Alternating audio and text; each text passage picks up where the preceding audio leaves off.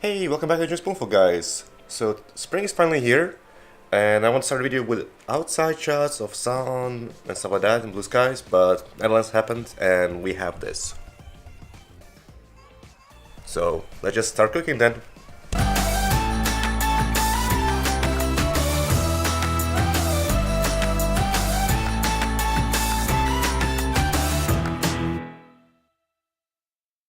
So as you saw today, we'll be talking about crumble. Crumble with the rhubarb. A very seasonal thing which we have here in Europe. Comes out around just about now. So every time I see rhubarb in the shop, I just buy a bunch of it and I'm gonna make some things with that. More specifically today, I'm gonna do rhubarb crumble. Let's get cooking. Pretty easy recipe to do. In a sense, what you have to do is just to chop some rhubarb, chuck it in a pan with some sugar to stew a bit. Because I'm not gonna have enough time to stew in the oven.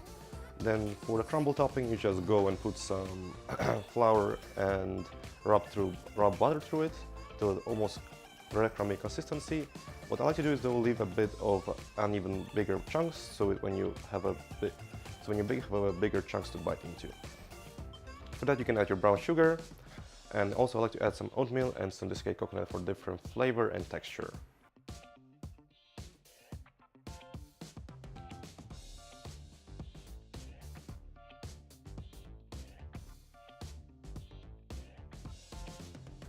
And then when it's all done, you can put it in the oven for roughly 20 minutes till the top is golden and the rhubarb is bubbling. So when we take the crumble out of the oven, it looks like this. Trust me, you don't want to eat it straight away because it's going to be boiling hot right now. Give it a moment to rest and to chill, and then you can dig into it.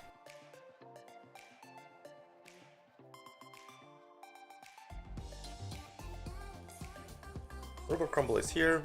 I'm enjoying it right now, and so if you want to enjoy this as well, guys, you have to make it your own.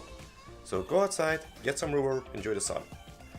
On that note, thanks for watching this video, guys. I hope that you enjoyed this. If you want to see more videos, please click the subscribe button, like and comment the videos below. That helps a lot, and I'll see you in the next one. See you, guys.